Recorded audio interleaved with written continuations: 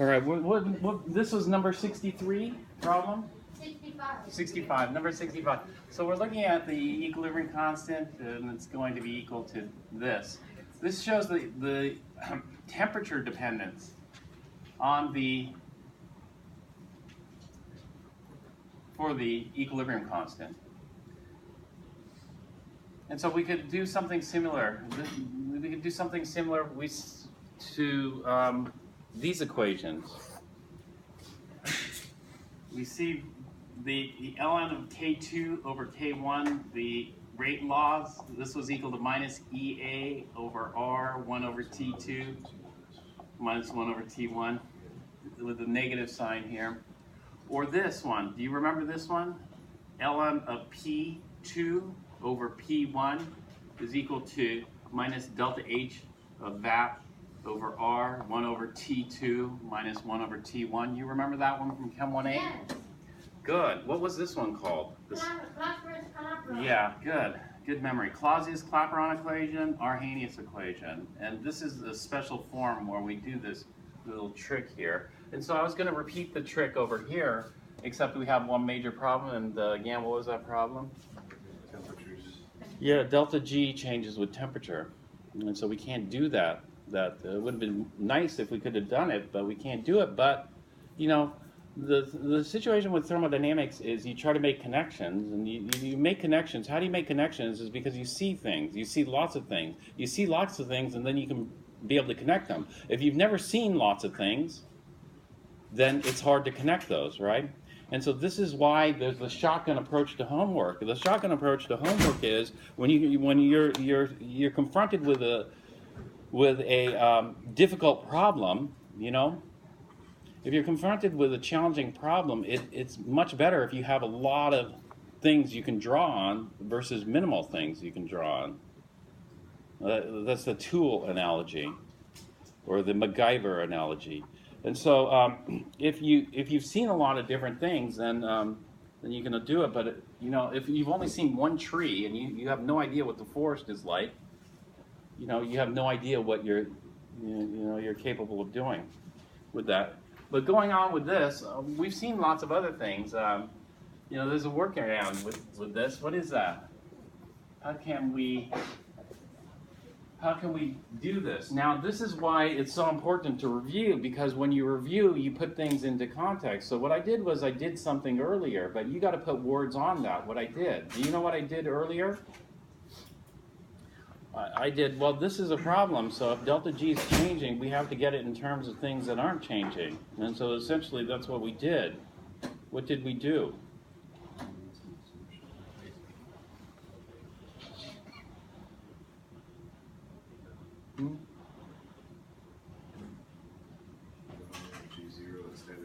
Well, this turns out this is not the approach we should take. This is the same thing. I mean, I did this 2 or 3 times, and then you should make the connection, and you should summarize that, what we did. What did we do to get around this problem? We were confronted with this problem before, right? 3 times before. I think it was about 3 times. Figure 3 times is enough. Maybe not. Maybe 4 times would be better. Or I don't know. No time. What did we do? There's this problem with the delta G and the K and the temperature. What did we do with that? Yeah, we got the delta G in terms of delta H and delta S, essentially. That's what we did. You know, and so this wasn't the equation that we used, right? No, we used a different equation because of this delta G and temperature issue. We ended up having to solve. Yeah, we ended up solving for T. This is the equation was the T is equal to delta H naught. Remember that, or something like that, divided by delta S naught minus R ln of K. But we want this kind of equation because this one had this other thing, except we want it in terms of ln of K. And so what was it before we did all this rearrangement? And so this, you kind of make this connection, you know, with this. And so going back, here, we see that we had this. We had when delta G is equal to 0, which is equal to delta G naught plus RT ln of K, which is equal to delta H naught. Actually, not delta H naught. This would just be delta H, right? Delta G is just delta H under non-standard conditions minus T delta S under non-standard conditions. But delta G naught would be delta H naught under under standard conditions minus T delta S naught under standard conditions. And so we'll just go ahead and substitute that in here maybe and see where that takes us. So we get it, and we end up with this. We end up with delta H naught minus T delta S naught plus RT ln of K.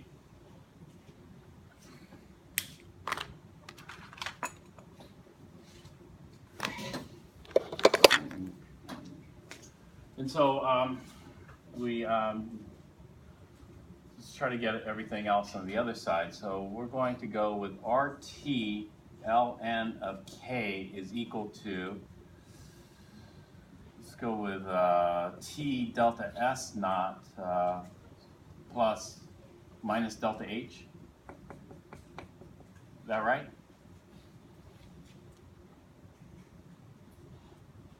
And therefore, we have ln of K is equal to, changing this minus H or RT. right, T delta S naught divided by RT minus delta H naught divided by RT. Excuse me, what are we solving for? ln of K. ln of K, the reason we're solving for ln of K is to try to generate an equation that looks like the Clausius-Clapeyron equation.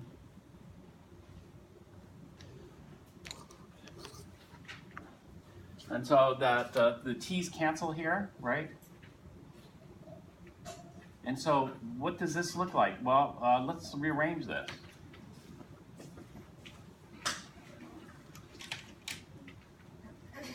This is going to look like ln of K is equal to minus delta H naught over R 1 over T plus delta S naught over R. And so in other words, this looks like y equals mx plus b. And so like the Arrhenius equation, we can make a plot here. We can see how ln of K varies with 1 over the temperature. And so we can see the temperature dependence on the rate constant, not rate constant, sorry, the equilibrium constant, K, right? And so with increasing temperature, K might increase or might decrease depending on, you know, what it is. All right, so this does it. But, you know, we don't have to generate a plot. I mean, if we only have 2 points, what's the point of graphing 2 points? It's always going to come out linear. And so this is the lazy person's equation. The lazy person's equation says, I only want 2 points. Two data points is not good. And typically in science, we get, for something statistically meaningful, we get at least what? 10 or more. As many 10 or more? As many as Yeah. possible. As many as possible is the best, right? Because that's going to minimize random error. The more data, the better, of course. But it's not a linear increase. Like 20 data points is not twice as good as 10, right? No. The biggest benefit's going to come right at the beginning. You know, 2 data points is worlds better than 1 data point. And 3 data points is significantly better. 4 data points is a little bit better. Did you guys do this? Did you guys do the students' T distribution? Have you ever heard of that? Oh, yes. Kelly, you've done it? Okay. Yes, statistics. My brother got 5 data points, but then he got a 200% error. Yeah, that's probably a systematic error or something else. You know, 5 data points should be able to help you minimize the random error, You know, but it also depends on the spread, because usually when we take data, we like to look at, you know, what we call what do you call that spread? Standard deviation. Yeah, we like to look at the standard deviation, but in science, standard deviation is too narrow. We need to widen the standard deviation. Do you know what we widen it to? The standard deviation would be called the 68% confidence limit. Yeah. What do scientists usually use? 68%? Or 95%. they use 95%. So it's about 1.95 or around 2 standard deviations is what scientists typically use. But anyway, I know, because there are other groups data is bad, and this is okay. well, 200% error, you know, that's the funny thing is the And he has to combine his data with the other group's data. okay. Yeah, you know, Kelly's brother's situation is common to a lot of people, because what happens to a lot of people is they have a big conference coming up, and they get a 200% error, and they have no idea why they got a 200% error. They think it should be coming out as a 0% error, and there's nobody to ask, because nobody knows, nobody to ask, so you have to figure it out yourself. You know, and so this is why, you know, people with numbers, especially in Chem, you know, 1A or Chem 4, they just treat it, oh, that's experimental error. So did your brother just say, oh, that's experimental error? I might have mixed this wrong, or did that, or do something like that, you know? But you'll get. You cannot ask the other group because he didn't know any persons in there. Like, it was just like a blind data spread. Yeah. I've seen 200% errors. I've seen even bigger than 200% error. I've seen the whole forest, not just the which is like, I've seen much worse than 200% error. But they didn't even register. I don't even care. 1000%. That's just experimental error. Spilled some here, lost a little bit there. But anyway, getting back to this, so we could do the trick now, right? The trick is this. We'll just take temperature 2. If we only have 2 data points, so this is the lazy person's variation. The lazy person's variation is subject to severe error if there's some kind of random error in the data point, right? You're going to be way off. It's much better to get a whole bunch of data to determine delta H, because this whole bunch of data, you get delta H from the slope, and the slope you do linear least squares fit, which is going to average out the data.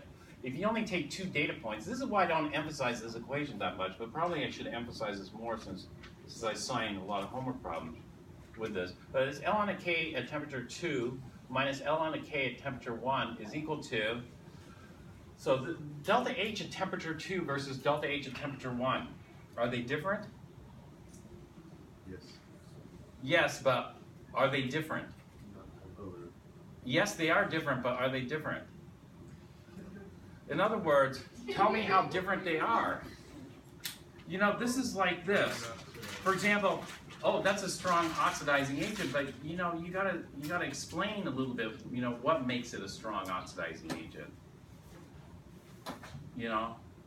And it could go anywhere from, okay, you know, that's a strong oxidizing agent because it's a +6 oxidation state, but you don't have to leave it there. Just think about what the 6th ionization energy must be like in terms of energy. You know, to ionize the 6th valence electron would cost you about what? And so you look back and you can make some generalizations, like each successive ionization was like a double the previous ionization's energy. You know, to ionize a core electron was about what? You know, it was like about 10-fold. You know, the energy. And so you can go into it and talk a lot about different things. You know, but anyway, Does it? Yes, it's different, but is it that different? No, because we aren't even going to use delta H at T1. We aren't even going to use delta H at T2. We're going to use delta H at 298, right? Divided by R over 1 over T2 plus delta S. Now, delta S is also going to be at 298 over R. So this is T2 minus T1.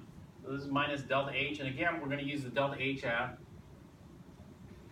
298, 1 over T1 plus delta S at 298 over R. And so when we do this, we end up with ln of K2 over K1. This is the equilibrium constants. This is equal to minus delta H. We're going to factor out the delta H over R since we're just using the delta H at 298. And so this is going to be about equal. And this is going to be 1 over T2 minus 1 over T1. The delta S over R will cancel each other out here. And so we end up with this. And so if we only have 2 data points, then we aren't going to graph it. We're just going to use this common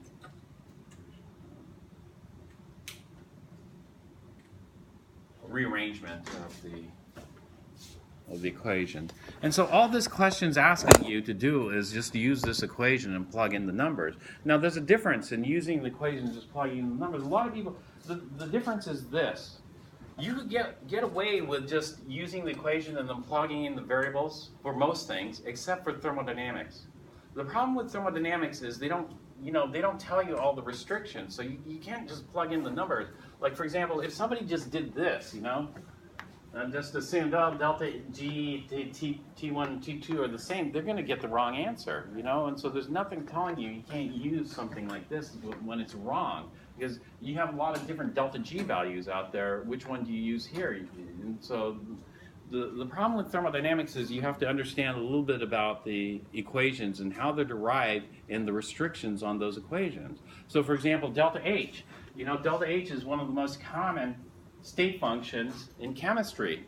But every time I ask students what is delta H, they have no idea. They say, give me a calculation. I can do it. I'll just plug in the numbers into the equation and then do that. But they have no idea what the restrictions on delta H are. Or what that number means, what they can do with that energy.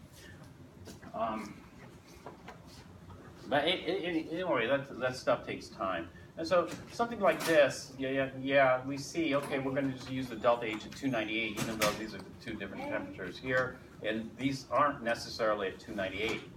But most likely, you're given one equilibrium constant at one temperature, and most likely that equilibrium constant at that temperature is going to be at 298, because there's so many equilibrium constants known at 298 Kelvin. And so number 65, they don't. They give us Kp at 200 and Kp at 260. So we're given K1 and T1. We're given K2 and T2. So what are they asking for? They're asking just to solve for delta H. That's it. And so just plug and chug. This is all you do with this one.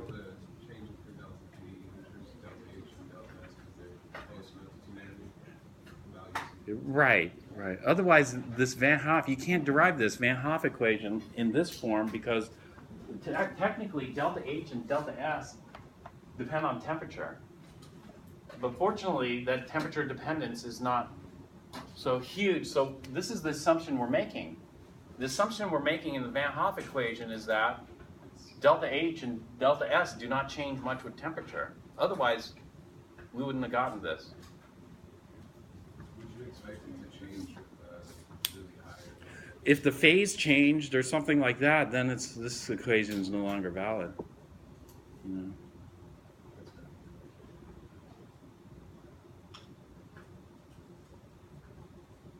All right, what else do we have?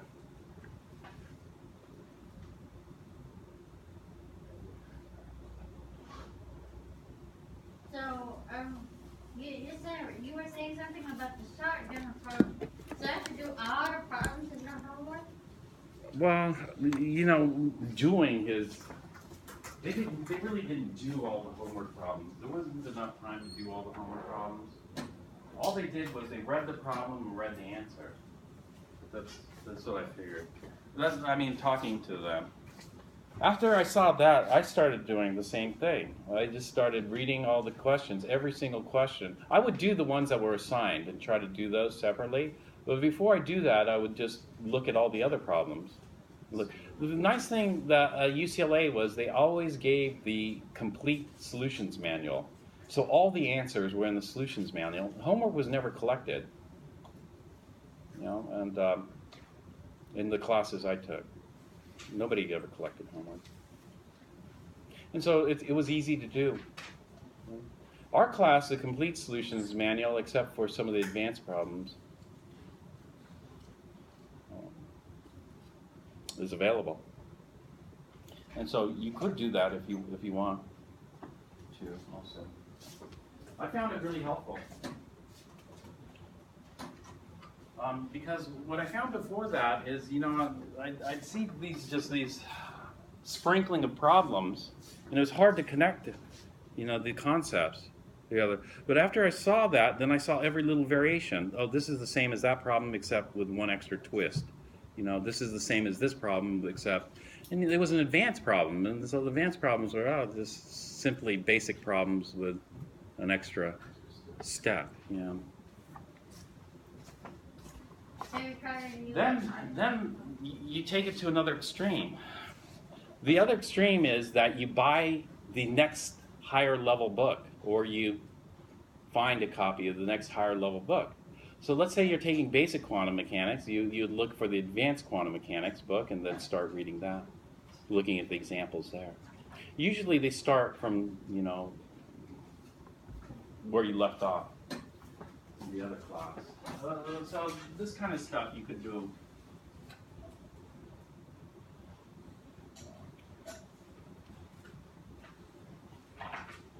So are there any other questions on this?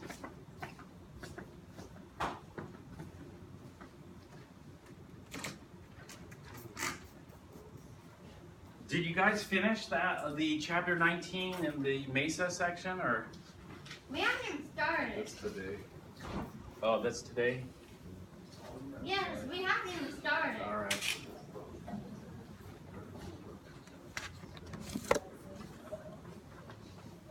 Thank you, John. John.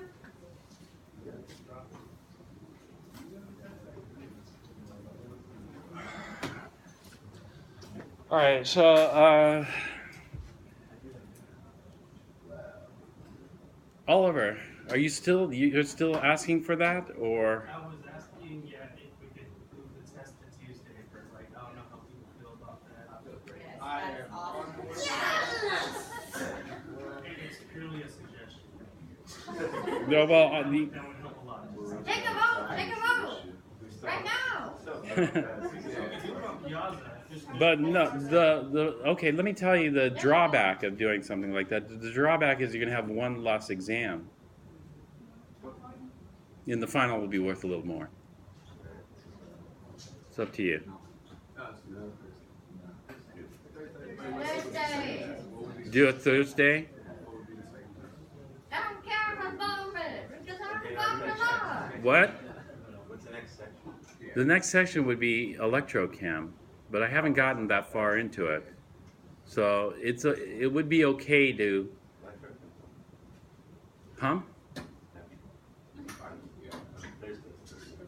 keep it Thursday? Should we do a show of hands, or? Keep it Thursday? Okay, how about move it Tuesday? How many people are in support of that? 3? All right. Well, If you want the first Tuesday, you're supposed to raise your hand. But only 3 people. We need to be. Sandra, are you going to let me know want me to? Well, let me tell you, even though I talked about the Van Hoff equation and deriving that, I'm just going to give you the equation on the test, so you don't have to memorize the equations for thermo. Some of them I'm not going to derive for you, though. For example, the temperature equation that I wrote up there earlier, that temperature in LNK, I'm not going to give that to you. You're going to have to be able to derive that one. Okay. Uh-huh. Can you make the homework due on Tuesday? Homework is going to be due on Thursday. It's got to be due on the day of the test. The reason is I need to see how much of it you completed before the exam. Okay. So. No. That's actually good. The worst case scenario is just copy it out of the book. At least if you copy it out of the book, it's better than ignoring it completely, right? You're gonna get used to writing it. I know this is a different philosophy than a lot of instructors here. A lot of instructors say just don't turn anything in if you're going to do that, but I would rather see. I'd rather see it.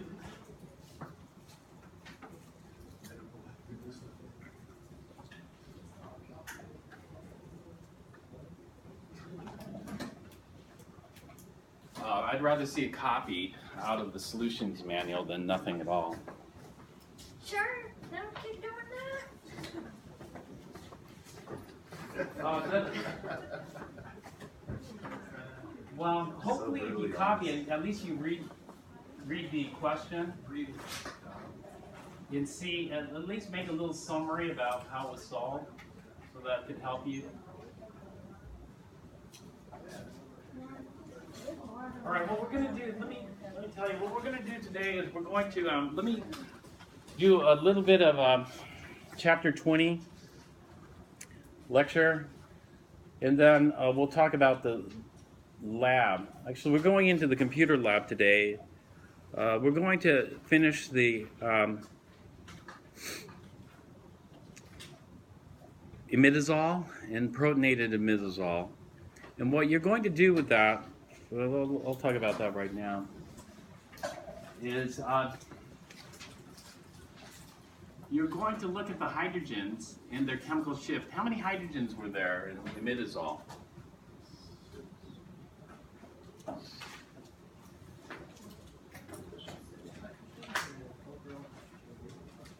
No, all of them. How many total hydrogens were there?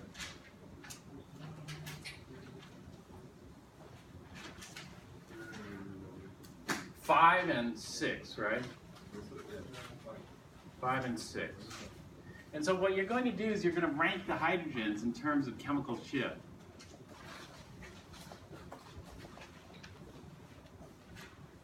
The closer the chemical shift is to 0, the more shielded it is, or the less shielded it is. 0 is an arbitrary 0 based on TMS. TMS is called tetramethylsilane. It's an arbitrary 0. TMS is the most shielded or the least shielded of the... Most. Yeah, the most shielded. And so the closer it is to 0, the more shielded it is. And the higher the chemical shift is, the more de-shielded it is. And so what we're going to do is we're going to look at the chemical shift and then just rank these, you know, according to what number they are, you know. And we're going to rank these in order of increasing chemical shift.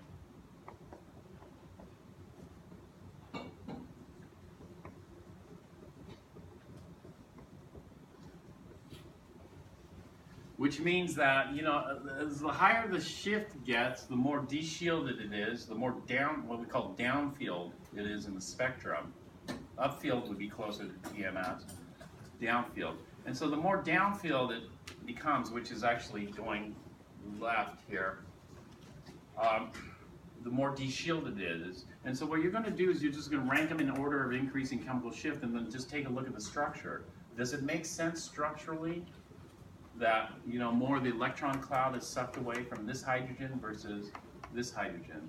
Does the order make sense? And the numbers, are these numbers very close, or the numbers are quite different in terms of the chemical shift? And so what you want to do is this is the you know, rather than focusing on one chemical shift, like we just look at one chemical shift, the furthest downfield one, or the one on the nitrogens.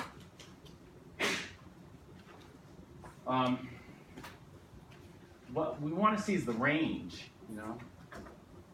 See the range of the chemical shifts, and then get an idea or get a feeling for these numbers, chemical shift numbers. That's it for this lab. And so, What are the chemical shift values again? That's just the. what are the chemical shift values? I don't. Those are numbers you just get out of Spartan. Yeah, I know, but what? The button or whatever to press the operation. How do you get it? Yeah. You just click a little box. It says display NMR, Good job. something like that. If you forgot, you know, you could go through the manual, just search NMR. It'll tell you which one to click. It's pretty easy because you only have setup calculation. In setup calculation, there are like 4 or 5 buttons or squares that you can check. One of them is called NMR. You'll see it. What else do you have to do? In addition to clicking the NMR button.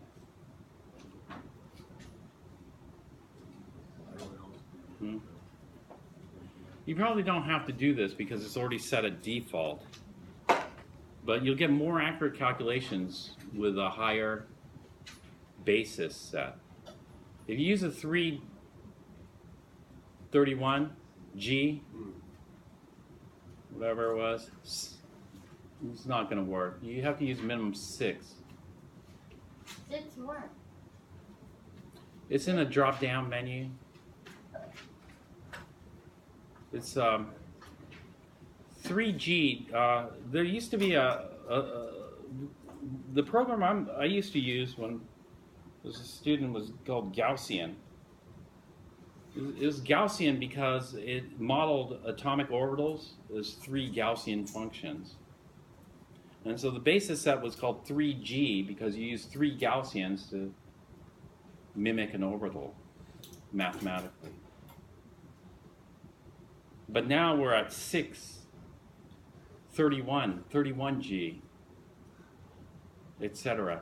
You know, let's take a look at that. You'll see. But you'll probably be okay with the default, as I said. It's not a big deal. And so today, just take a look at the chemical shift. You just want to get a feel. This is the same thing I asked. I had so many questions about the buffer lab.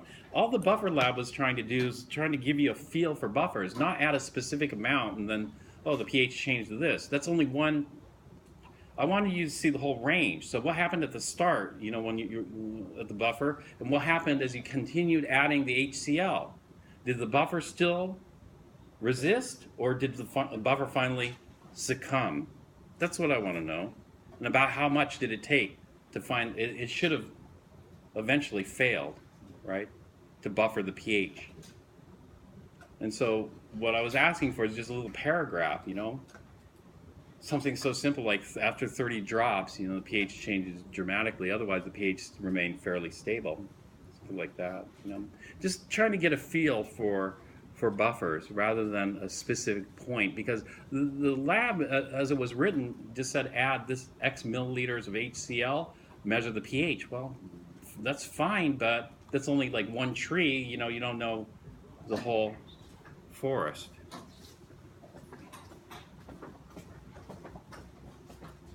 Well,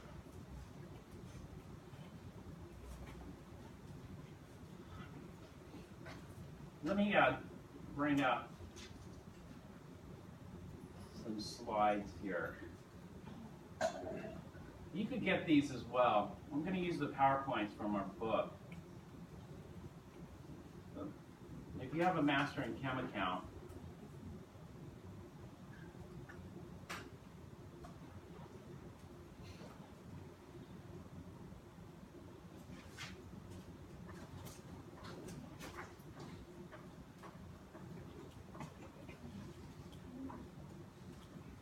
You could download these from the site.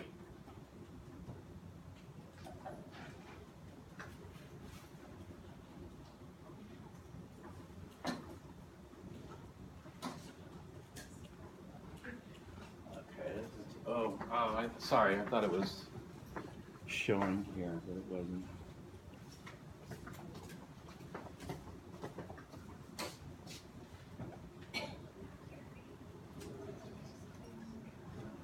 Or maybe not.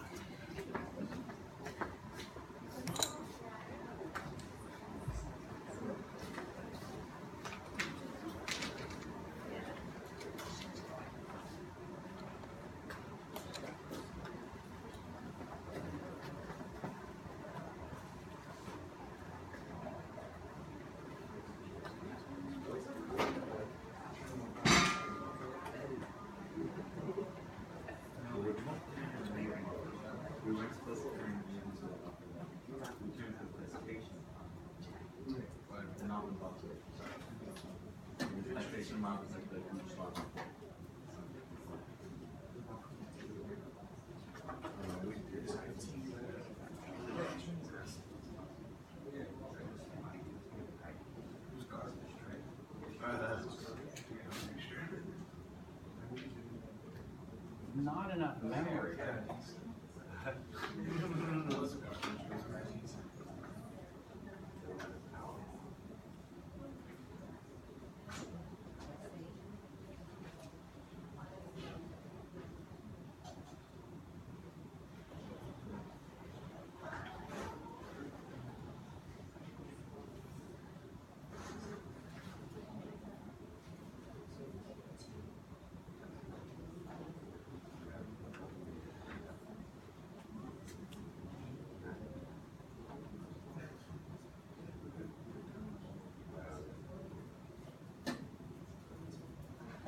All right.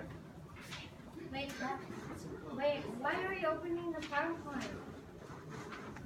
Why can't you just get your value?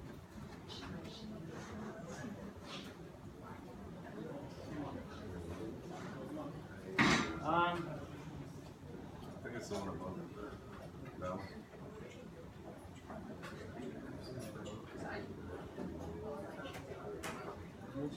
Yeah, but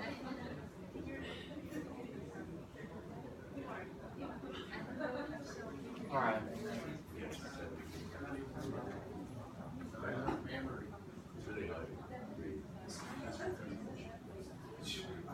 Oh. Anybody experience this one? Not enough memory? Yeah, you gotta defrag. I don't know. That'll free up some memory. Yeah, that's what I'm saying. Yeah.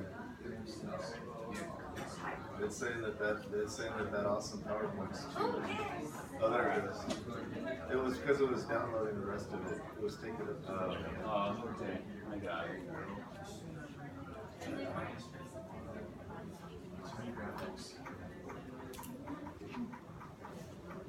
All right, so let's go through this. This is stuff we talked about earlier. This is a redox reaction. Here we have silver nitrate and copper metal. And so what's happening is the silver is attacking the copper directly and taking electrons. In the process, forming silver crystals. These are silver crystals here. Small silver crystals look black. As the silver crystals grow, they grow into these silver needles that are shown here. It looks like a fur on top of it. Is that severely concentrated? It's pretty concentrated because take a look at silver nitrate was colorless. This solution is very blue now. The solution is very blue because the copper, when it's oxidized, forms copper 2 ions. Copper 2 ions are going to be blue in solution. Here, Zn2+ is not powerful enough to oxidize copper, so there's no reaction between Zn2+ and copper metal. And so what we can do is we can separate this redox reaction, into two beakers. In one beaker we put the anode. At the anode, oxidation always occurs at the anode. And then the other one is called the cathode. At the cathode, reduction occurs. So we're going to generate electrons at the anode, consume the electrons at the cathode. By convention, we write the anode on the left and the cathode on the right, and the electrons move left to right. It's been a while since we did it. And so this is a cell. We made a different cell, though, earlier. But over here, you know, we write the anode on the left. So this is where we're going to generate the electrons. We write the cathode on the right. This is where we're going to consume the electrons. What's going to consume the electrons is the oxidizing agent. So we put the oxidizing agent in here. The oxidizing agent is going to be silver ions. Is silver ions capable of oxidizing silver? No, I mean, you're just going to get the same thing. So there's going to be no reaction. Silver ions and silver. So this is a good combination. In fact, this is what we call a reactive or an active electrode or unreactive, inert electrode. This would be an inert electrode, so we would just use silver metal here. The other advantage of using silver metal here is this. When silver ions take electrons, when silver ions take electrons, it's going to form silver crystals, and the silver crystals are going to be deposited on silver metal. So it's nicer to have silver on silver versus silver on copper or something like that. And so here, because it's pure, it's not heterogeneous. Well, where are the electrons coming from? Well, the electrons are coming through the external circuit, right? The external circuit is just a wire that connects this electrode to this electrode. Now, silver ions are totally capable of oxidizing copper. And so the silver ions are going to pull on the electrons through the circuit and then oxidize the copper. Copper is going to lose 2 electrons to form copper 2+. These electrons are going to flow left to right. However, this should read 0 volts if we didn't have a secondary circuit in here. The secondary circuit is called the internal circuit, and the internal circuit does what? The salt bridge. What's the job of the salt bridge?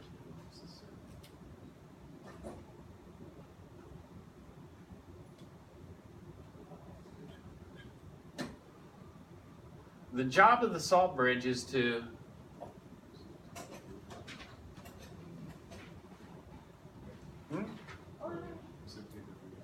No, we don't want any precipitate in here. Maintain charge balance? Yeah, maintain charge balance. The job of the salt bridge is to neutralize space charge, because over here we're just generating copper 2 ions without generating anions.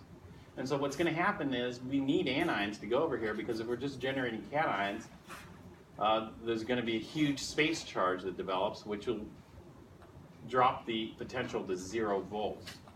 And so the anions are going to migrate over here like nitrate. We don't want the anions. The anions could react, but the anions are going to migrate to the anode. Over here, we're consuming cations. If we consume cations, we need to replenish cation charge, right? So the cations are going to migrate to the cathode because the silver ions are going to pick up the electron and deposit silver metal over here. And so salt bridge would be an inert salt solution or inert salt gel like potassium nitrate there.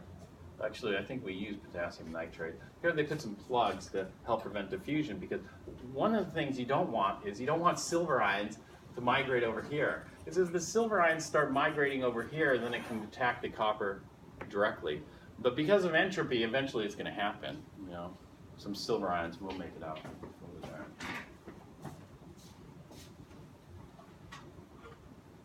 Okay, this voltage is over here.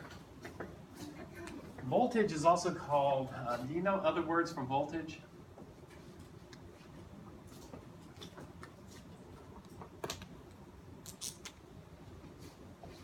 One way of thinking about voltage, you know, how would you describe voltage, or how do you think about voltage? Voltage is the pressure or the force on the electrons pushing through that wire, right? And so the voltage is also called the EMF. EMF stands for Electromagnetic. not electromagnetic, close. EMF doesn't stand for electromagnetic. EMI, like electromagnetic interference, or EM fields, electromagnetic fields. But this is different. This is electromotive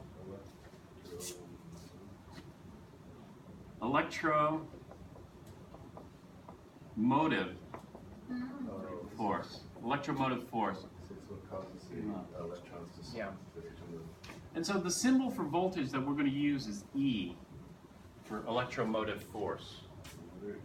Another E, right? But this E is not energy. This E is just for EMF, not EMF. Actually, for EMF, electromotive force, right? E, voltage. And so this is the E of the cell, what we call E of the cell. E of the cell here, well, is that many volts, 0.460 volts.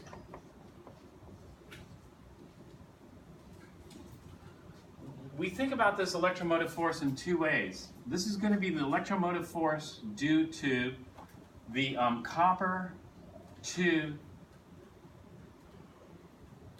going to copper metal.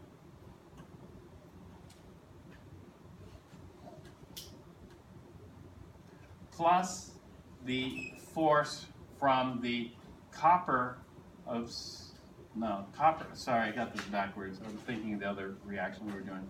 The silver ions going to silver, plus the copper metal going to copper 2. And I'm going to separate it by this vertical line here. The silver ions going to silver metal, what electrode is that? Is that the cathode or the anode? Cathode. So this is the what we call the potential due to the cathode plus the potential due to the anode, which is the, all right. And so we call this the cell potential. The cell potential is just a combination of the cathode potential and the anode potential. Well, what happens at the cathode? Reduction. And so we call this the reduction potential, which would be the cathode potential. And the anode potential could also be called the oxidation potential.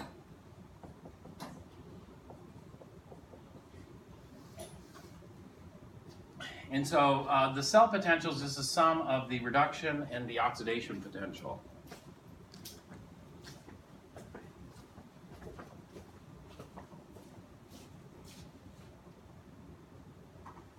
So we got two unknowns because there's a tug of war here for the electrons.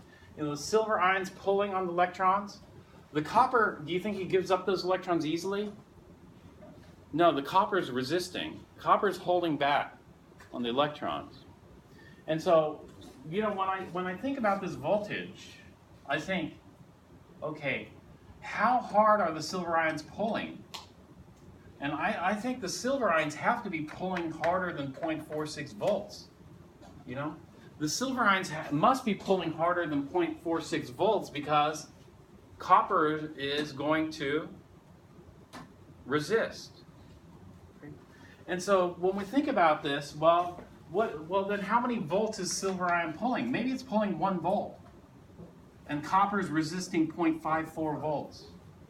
And so silver is pulling with 1 volt, and copper is resisting, so we subtract it as a minus 0.54 volts, and we get a net of 0.46 volts in this tug of war.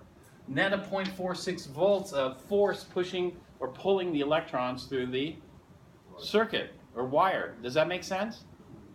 Mm-hmm. Yeah? But we have a problem here. And what's the problem? We have one equation and two unknowns, because I want to know how hard silver pulls and how hard copper resists. But how can I separate those in this tug of war? Because I just see what the net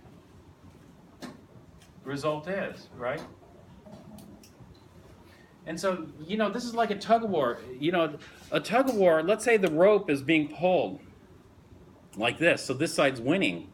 But you don't know if this is a bunch of kindergartners over here and a bunch of kindergartners over here, low strength, or if you have, you know, a bunch of weightlifters over here and fighting against another set of weightlifters. You know, you don't know how big that pull and the resistance is.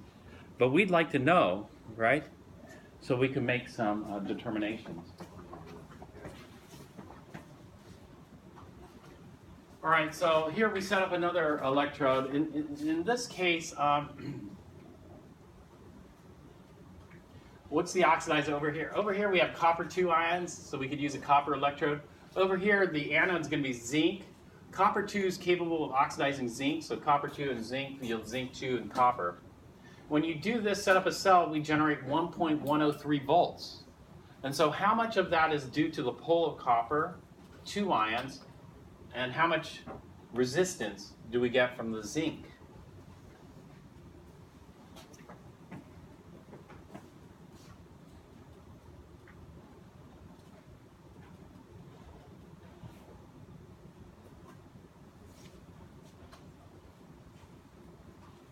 Okay, so this is what I'll say. This is like a drawing of the cell, you know, the basic structure, features of the cell. Down here is called a cell diagram. Even though this looks like a cell diagram to me, I mean, because it's got the diagram of the beakers and whatever else sketched out, it's not called the cell diagram. This is called the cell diagram here, and the cell diagram is just a schematic representation of the cell. And so the way you read the cell diagram is you have the anode on the left, the cathode on the right. And so electrons are going to flow from the anode. So at the anode, the way we generate the electrons is zinc gets oxidized to Zn2+. The double line here means there's a salt bridge separating the anode and the cathode. The single line here just means that there's a difference in the phase. So this is solid phase, this is aqueous phase. So we need a line separating that because there's separate phases. Okay, so the electrons get generated here and then they're consumed. They're going to be consumed by the copper 2 going to copper metal. Okay. Over here, the anode's always shown. You know, how do the electrons leave this solution? The electrons are initially going to leave by going through zinc metal. And so zinc is called the electrode here. And those eventually can go through copper wire here, through a voltmeter if you want, or ammeter, whatever else, back to this. This would be the electrode over here. We got to show the electrode or how the electrons are being fed or removed from the solution. Well, it turns out both these electrodes participate in this reaction, you know, because copper metal is a product of the reduction of copper ions. And zinc is actually a reactant because we need the zinc to be corroded to Zn2+ to supply the electrons.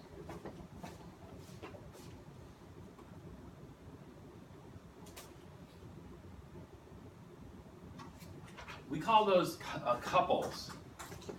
And so this is what I drew here, couples. The couple would be silver ions going to silver, solid, and copper metal going to copper 2+. This one would have been flipped the other way. So these are couples. Now we have different types of cells. The cells that we just looked at are galvanic or voltaic cells. These produce electricity as the reaction is spontaneous. We also have electrolytic cells, which are non-spontaneous. Electrolytic cells require external force to operate. And this external force is just an external power supply that you place in there. We'll talk about electrolytic cells in detail later. Okay, now we're going to talk about standard electrode potentials or electrode potentials. These are called electrode potentials here. This is the cathode potential, this is the anode potential. In other words, this is the reduction potential, this is the oxidation potential. These we don't know what the numbers are. But we're going to look at standard reduction. Standard means what? Well, standard means, I'll put a little 0 here. If I put a little 0 here, then what have I just done? Well, now this is called not the cell potential, this is called the standard cell potential. And these aren't called the reduction potentials, these are now going to be called the standard reduction potential and the standard oxidation potential. And so what have I just done? By putting a little 0 there, I've just restricted myself to standard conditions, 1 molar solutions. Everything has to be 1 molar.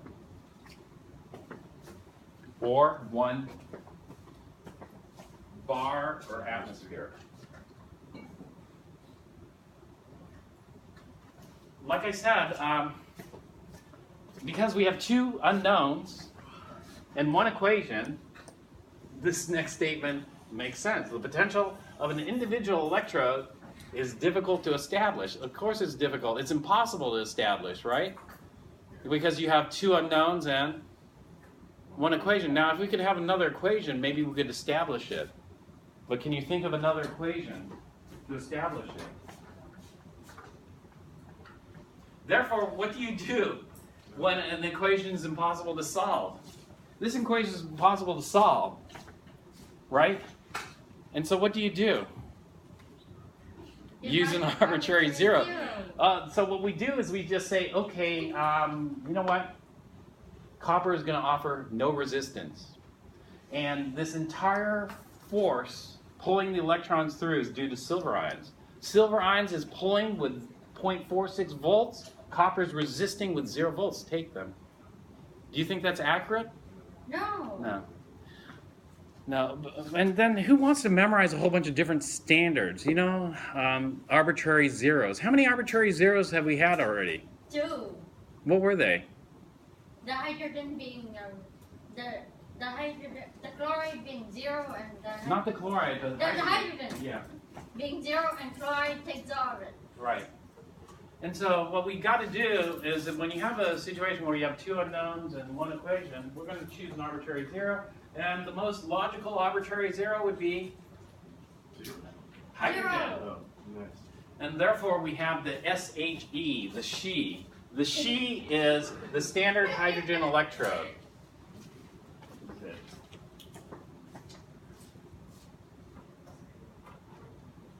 This is the, I shouldn't call this a diagram because what is the cell diagram again? The last picture of the book. Yeah, the shorthand representation. So what should I call this drawing? I'll just call this this is the drawing of the SHE. I want to say diagram, but I can't. Okay, so what is the SHE? The SHE, they use platinum. Why platinum? Platinum is a very common electrode in electrochem because platinum is very inert. Yeah, it's very unreactive. Platinum has extremely high oxidation. Well, I shouldn't say ionization energy, and so it's very difficult to oxidize platinum, and not easy to reduce either because platinum doesn't want too many extra electrons. And so we have platinum here. So platinum is either going to feed the electrons or it's going to pull the electrons out. So platinum's acting as an electrical conductor, but platinum's not a participant in this reaction. Now, what is the reaction? Well, the reaction here is this. We're going to bubble hydrogen at 1 bar. So that's standard condition. And so hydrogen bubbles are coming into contact with the platinum, as is H+ is coming into contact with the platinum. H+ should be at an activity of 1, or in other words, it should be at 1 molar. And so this is going to be 1 molar H+, 1 bar hydrogen on platinum. That's the SHE. Okay, now if you look at the top equation there, H+ gaining 2 electrons to form hydrogen gas is going to have a pull of 0. So H+ is trying to take electrons, but that pull is going to be 0 volts. Is that true? H+ is not an oxidizer, it doesn't want electrons? No, it's totally false. H+ can take electrons from a lot of things, including aluminum metal, magnesium metal, etc. And so H+ is a decent oxidizer, but in this case, we're going to call it arbitrarily 0 volts. Okay, likewise, if we reverse the reaction, if we reverse that reaction and look at how much hydrogen resists, you know, does hydrogen want to give up its electrons? No, hydrogen's oxidation, to oxidize hydrogen requires you to ionize it. Hydrogen's ionization energy is quite high, over 2,000 kilojoules per mole, right? Which is pretty big. And so here, in order to pull the electrons from hydrogen, is going to only cost you 0 volts. Is that true? No, that's totally false. But is there a problem with that? No, there's no problem because the same thing happened with our delta H's and our S's, remember? And that is this. If you have a cathode, you must have a anode. If you have an anode, you must have a cathode. And so if there's a systematic error in one of those, it's going to be canceled out by the systematic error in the other. And so that when the two quantities are combined, it gives you the correct one. So if we arbitrarily called this 0 and this 0.46, we got the right answer. Right? Because of the systematic errors canceling each other out.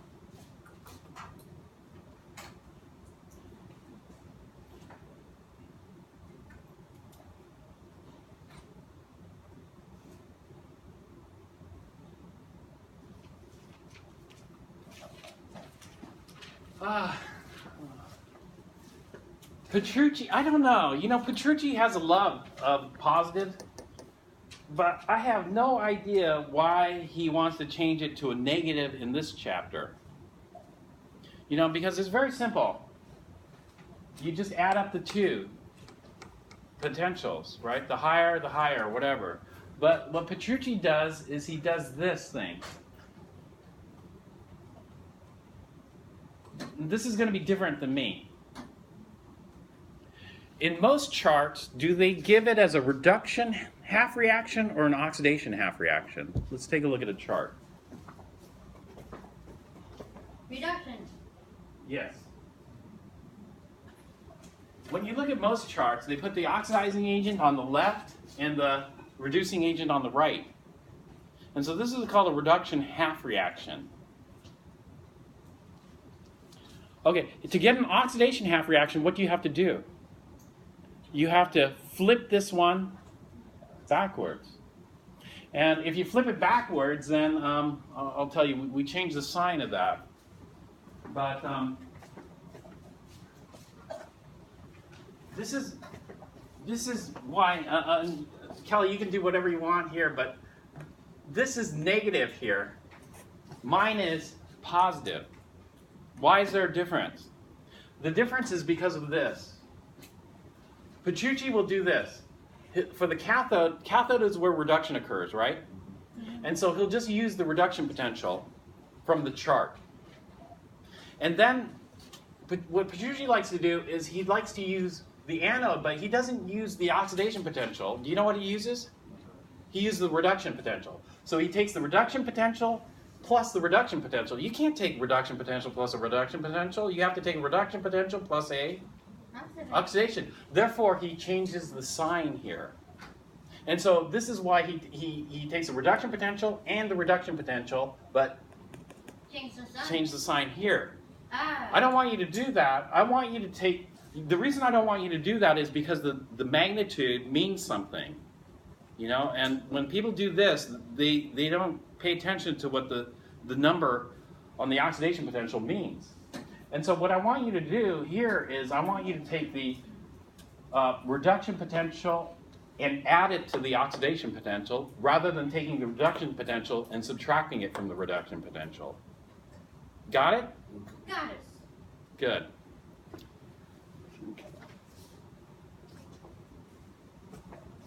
Then it's very easy. If we want a reaction, then it's quite easy.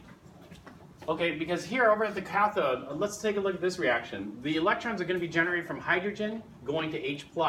The electrons are going to be transmitted through platinum into the external circuit.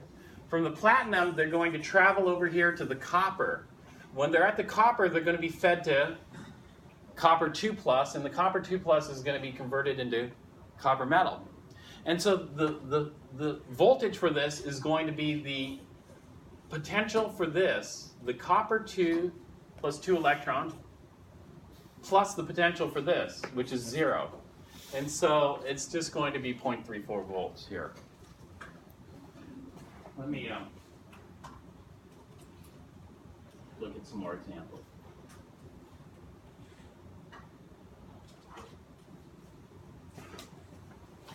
And so the SHE is versatile because the SHE can either be the anode, as it is over here, you know, the hydrogen giving up electrons, going over to the copper 2+, Or the SHE can actually be the cathode. Now they wrote it backwards because normally we write the cathode on the right. But over here, the H plus now at the SHE is pulling electrons, and it's going to take it from the zinc. And so the H plus grabs the electrons off the platinum, converts into hydrogen gas, and those electrons are actually coming from zinc, so the electrons are flowing backwards here. They're flowing backwards. They have the cell set up backwards. Look at the voltmeter. What's the voltmeter reading? A negative voltage. So what you got to do is you got to put this side on the right and that side on the left, and then flip the voltmeter. They got the polarity wrong. They put the red on the black and the black on the red, right? Is what they did. And so, but by convention, we write anode on the left, and once we do that, once we flip this over this way, then it's going to be giving us a positive voltage. And so SHE can be either. And so, in this case, though,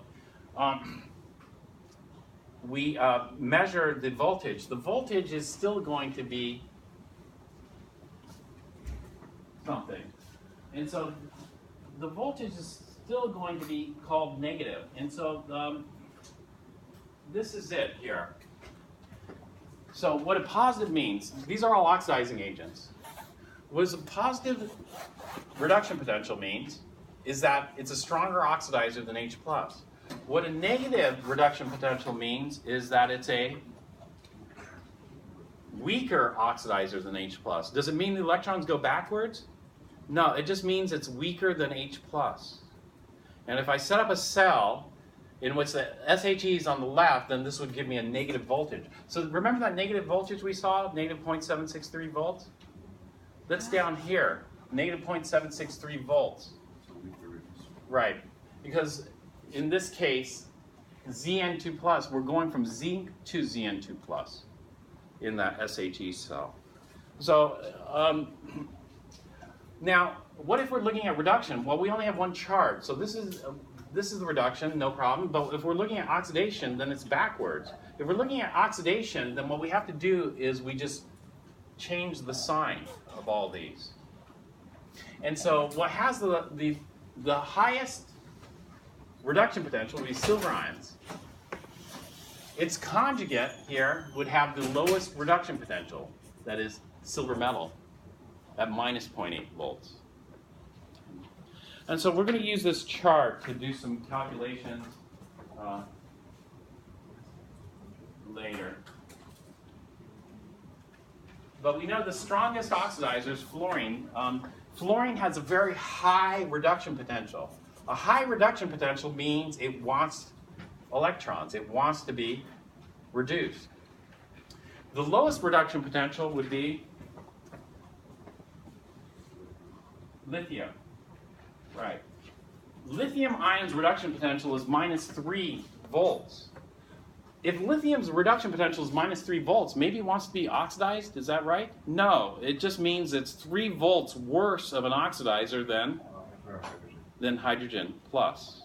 Right? That's all it means. And so we need to know what the negative sign here means. Now these negatives are arbitrary zeros. We have arbitrary zero. Means that negative is relative to hydrogen, SHE. Here, this is absolute.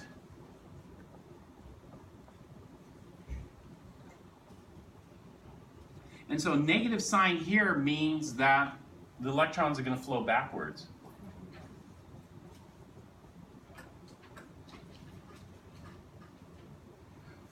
In other words, when we add up these two, the arbitrary zero cancels out and we have an absolute potential.